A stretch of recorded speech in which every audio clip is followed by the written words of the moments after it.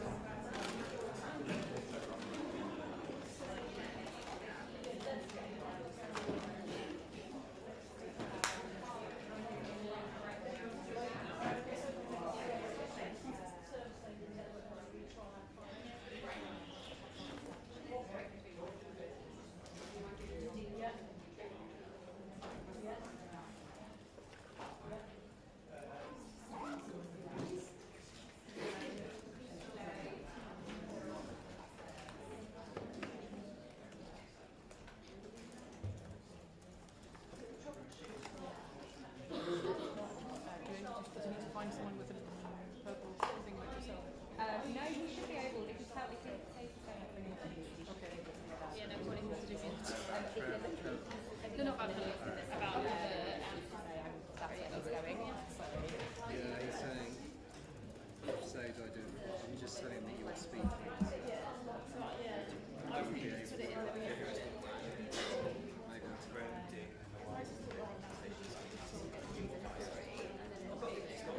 that's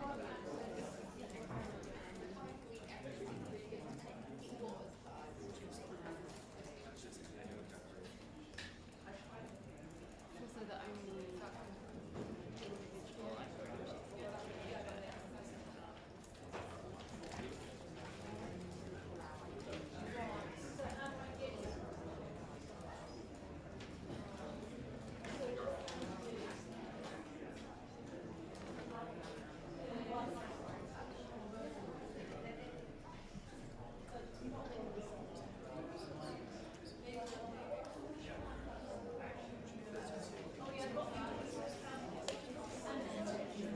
I'm going to be moving including like the interviewers.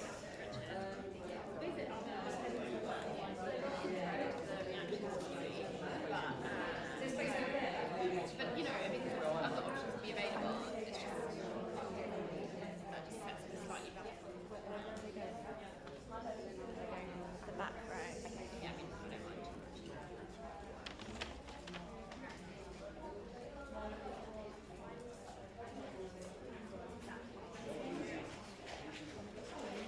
Orla.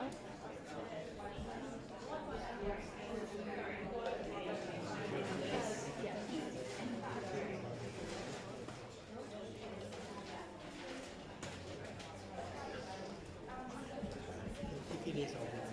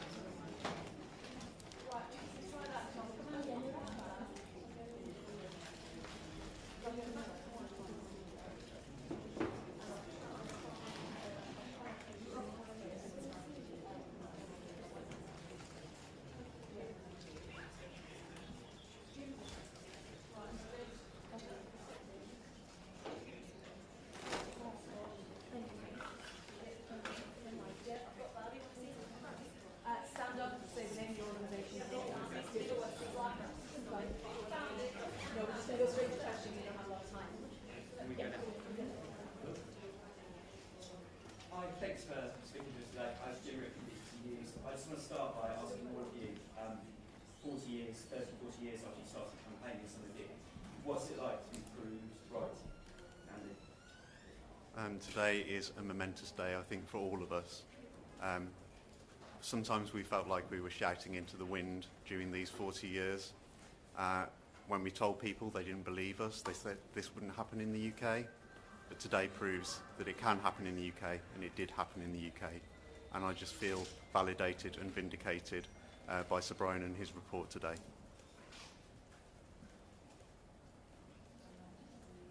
Anyone else want to answer that? I think I would like to echo those thoughts. I think everybody today has read of the disasters that unfolded, and Sir Brian has been very thorough and has not minced his words. Sir Brian has told the truth today, and that's what's important, is that we carry on telling that truth, and so that this cover-up doesn't get covered up again. It's a really, really important day for that. I would say Jason as well. For me, the key findings are that commercial factor products never should have been licensed for use. I think that was an incredibly strong finding of the report, and Sir Brian did what we hoped he would do, that he took the knowledge of this back to the 40s and 50s. This story did not begin in the 70s, and I think it's a credit to everybody that has campaigned on this over 3 or 4 decades. Hello everyone, it's Tom Carl from Sky News. Can I get your reaction to the report's conclusion that there is evidence of a cover-up by the Department of Health and others over the years since the initial wrongs happened right back in the 1970s and 80s? I think I would say that my reaction to the fact that there has been a cover-up is that to our community that's no surprise. We've known that for decades, and now the country knows, and now the world knows as well. And the fact that Sir Brian has exposed that not only was there a cover-up, there was a deliberate attempt to lie and to conceal, and not just by one person either, that this was systemic. This was by government, by civil servants and by healthcare professionals. I think that really rocks what we think of as society and really challenges the trust that we put in people to look after us, to do their best and protect us. None of that can we take for granted anymore. And I'd just like to add that I think that that the deliberate destruction of records echoes that. It's also how we were treated as well. Sir Brian brings to the fore about how the trusts and schemes that were set up to support us have treated us as well. So this is not only a cover-up, it's actually an abuse by many people who were set to supposedly care for us. Throughout the report, Sir Brian refers to that line, the best treatment possible was given to people. And we now know once and for all that that was a lie. People have been saying that was a lie for many, many years. And now we have the definitive word on that. We've been gaslit for generations. This report today brings an end to that, and it looks to the future as well, and says that this cannot continue, this ethos of denial and cover-up, and that the duty of care for candour has to be reviewed going forward, so this can never happen again. And people have lost decades of their life campaigning, and that has added to the trauma. Not only are you dealing with infection, dying, loss of family, loss of years and years of that have been wasted on this campaigning. It should never have happened. It should have been dealt with straight away. And as I sit here as one of 27,000 blood transfusion victims, that's what echoes in my head. Behind every one of those 27,000 is a family.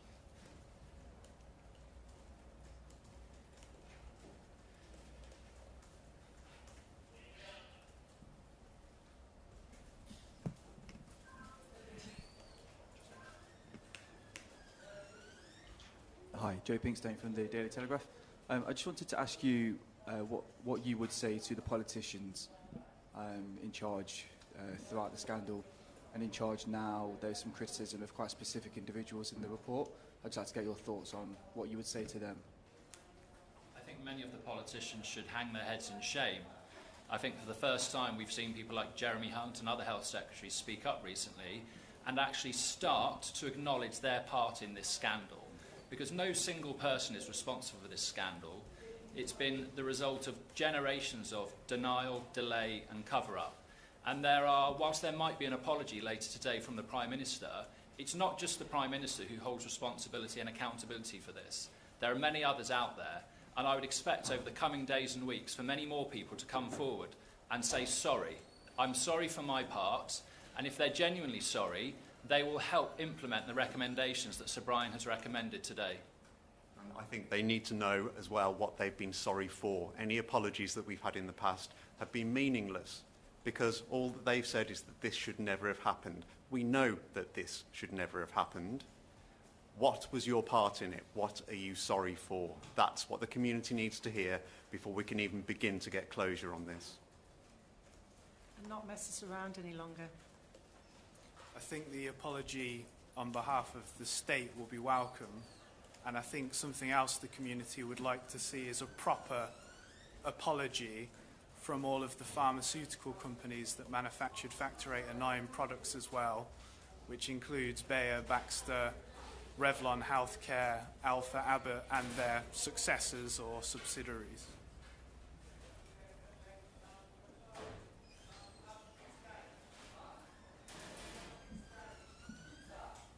Victoria MacDonald from Channel 4 News. It was made very clear that this inquiry could not recommend corporate manslaughter charges, could not go there, but do any of you think, or do you know if any complaints have been made officially to the police? I'm not aware of any at the moment. I should say that as well as being the chair of the society, I'm a criminal barrister, and one of the aspects that sadly the delay has caused is the fact that there are doctors out there who should have been prosecuted for manslaughter, gross negligence manslaughter. Doctors who were testing their patients for HIV without consent, not telling them about their infections, who then went on to sadly infect their partners, and they then went on to die. Those people should have been in the dock for gross negligence manslaughter. And sadly, because of the delay, that's one of the consequences, that so many people will not see justice as a result. I'd like to add that that extends to the politicians and the licence makers that licensed Factor 8 when there were clear warnings in place. This has gone on for so long now that the people that were around at the time will be very hard to track down if they're even still alive.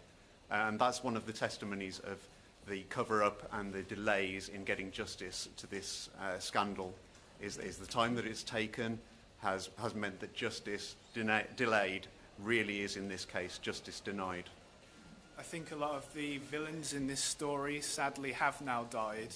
In particular, on a clinical level, I would include Professor Arthur Bloom and Dr. Charles Ritzer, who were the two leading haemophilia care figures at the time, and for whom, if they were still alive today, I think there could well be a case for criminal charges, and that's just a testament to the fact that the government did not launch a public inquiry earlier at the time it should have happened, probably in the 90s.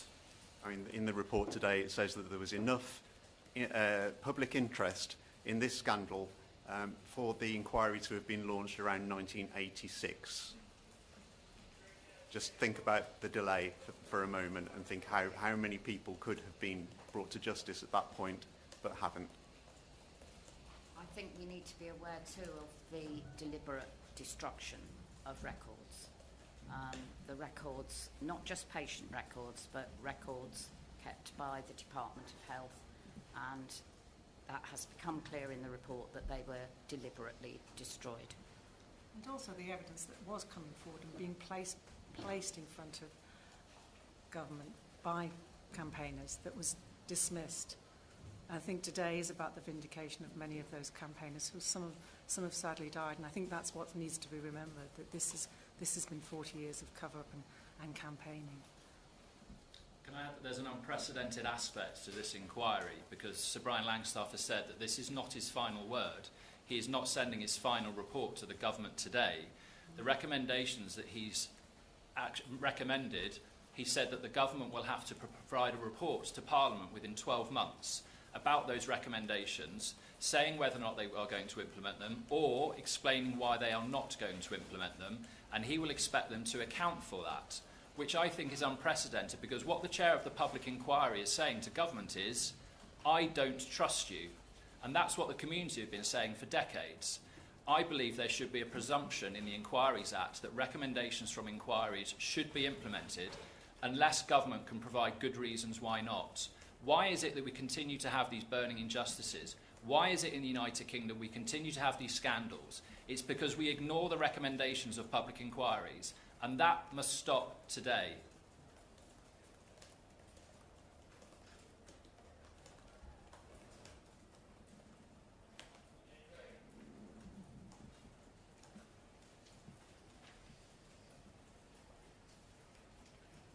Hi, sorry, Joe Pinkstone from the Daily Telegraph again.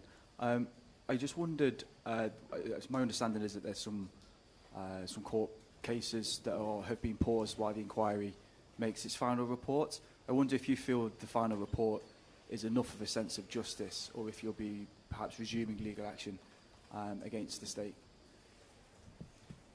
In regards to the group litigation in my name against the Department of Health, that will very much, I think, depend on what the government does now, particularly in terms, it's a civil case, depending on how they come forth tomorrow with their proposals on compensation and what that looks like. I think that will go a long way in helping to decide what we do with that case next, and if we lift the stay. There are other litigations, such as the Trelaw litigation, and other litigations going on as well, but I wouldn't be able to comment on those.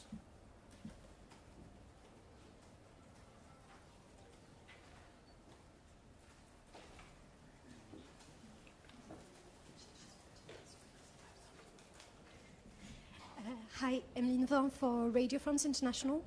What's the general feeling at the reading of this report? Is it relief, renewed anger, vindication?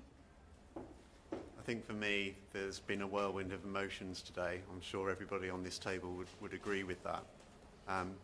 When you've been building up to a single day for 40 years, there's no wrong or right emotion about it. But for campaigners who have been doing this for so long, for saying the things that are now in this report for so long, I think relief, absolute relief, will be an overriding emotion, and that's certainly the case for me. I think many feel that like this is the beginning of the end, because having had an excellent public inquiry, and we should commend the chair and his team for the inquiry, the ball is now in the government's court, and it will depend on the government response. And until we have a full government response in terms of compensation and all the other recommendations, it's only then we will be able to judge whether or not this inquiry has been successful or not. Hi, my name's Emilio. I work for Politico. I have a question, which is, obviously we've seen sort of some similarities with this recent post office scandal as well, where it seems like the politicians didn't really take it seriously enough, or potentially worse. Corporate wrongdoing potentially was brushed under the carpet. It's taken a really long time for people to notice that and to get to close to an end to that situation. Do you think, thinking about that and this situation, do we have a kind of wider problem with our society or our politics in terms of listening to people who have been wronged and getting things sorted quickly and trusting them, essentially?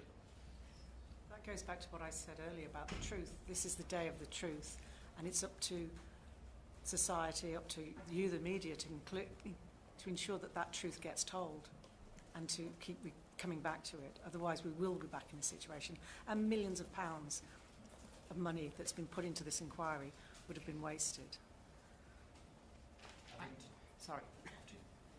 I was just going to say, I think that that if we look back at this, it was cost that was a huge factor in why they bought in the American products, in why they didn't screen the blood for transfusion, and now cost is a factor yet again, because it's going to cost much, much more, and has cost much, much more, and that's just in monetary terms, and I'm not thinking then of even the loss of life, which is the most unbearable cost. Not only is the loss of life, that those people who are still infected need ongoing health and social care needs, and that needs to be addressed within any compensation package, and that needs to be talked about. I think today sees the victory of truth over power, and you talk about the post office scandal and this scandal. Healthcare and the law are the twin pillars of our civil society, and they've both been rocked to their foundations by both of these scandals. Had this inquiry happened decades ago when it should have happened, might the post office scandal or large parts of it have been avoided? Possibly. And that's the real tragedy of this, that we continue not to learn from failures. We've mentioned 2 scandals, this one and the post office. There are many others that coalesce around the Hillsborough Law Now campaign, which Andy Burnham started, such as the nuclear test veterans, Grenfell Tower fire, the story of Zane, who died as a result of toxic matter in a family household. There are so many of these campaigns, and they all need to be looked at. I think the civil service has closed ranks around a lie for a long time in this inquiry, and I think the similar thing has happened in the post office and many of the other inquiries that Jason has just mentioned. And ministers, sadly, weren't given the truth. And I think that decision was made a long time ago, and money is at the source of it. It seems to be always at the source of it. And we know there were conversations in higher levels of government saying that if you compensate the haemophiliacs, then that sets a precedent. So let's not do it. And when you continue that line, that government line, and closing your ranks around denial, then that's the sort of this is the result of it, and the post office is the result of it. And we need systemic change and a duty of candour at all levels of government, including the civil service, to make ministers absolutely aware of what the options are, and then maybe we'd have a chance of not having this repeated. Thanks. It's Ryan at the Mail. Some of the strongest words in the report today were for Lord Clark, who Sir Brian described as combative and his evidence as argumentative. He said that will have aggravated the distress and upset of many. I wondered if anybody had any thoughts on what Sir Brian said. I spent 3 days watching Lord Clark giving evidence, and he was patronising in the extreme. He had clearly never met anybody with haemophilia, and considering this is the worst treatment disaster in the history of the NHS, for the Health Secretary not to sit down with that community and actually meet them and learn about what's happened to them is absolutely appalling. And sadly, he continues in that disposition. And I think he owes the community an apology, not just for his time as Health Secretary, but for the manner and the lack of humanity and compassion that he showed when he gave evidence to this inquiry. And disdain for the inquiry itself and its process. One of the things that stands out in my mind from Lord Clark's evidence is that he asked, is Factor 8 a pill? He didn't even know what it was.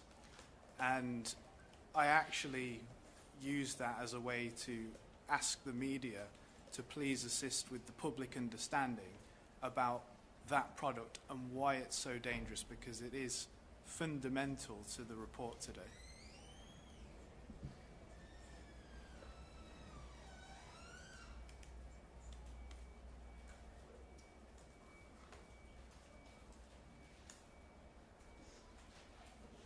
All right, thank you so much for your questions, and thank you so much for your time.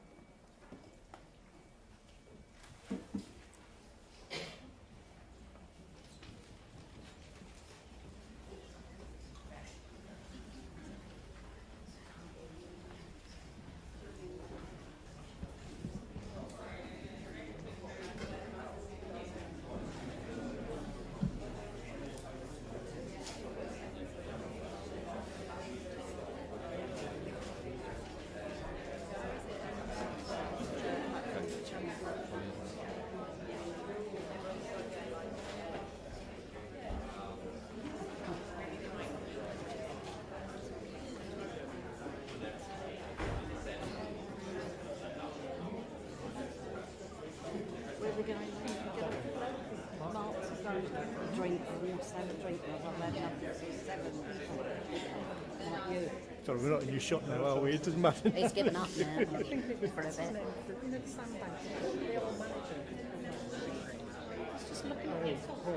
King of the jungle.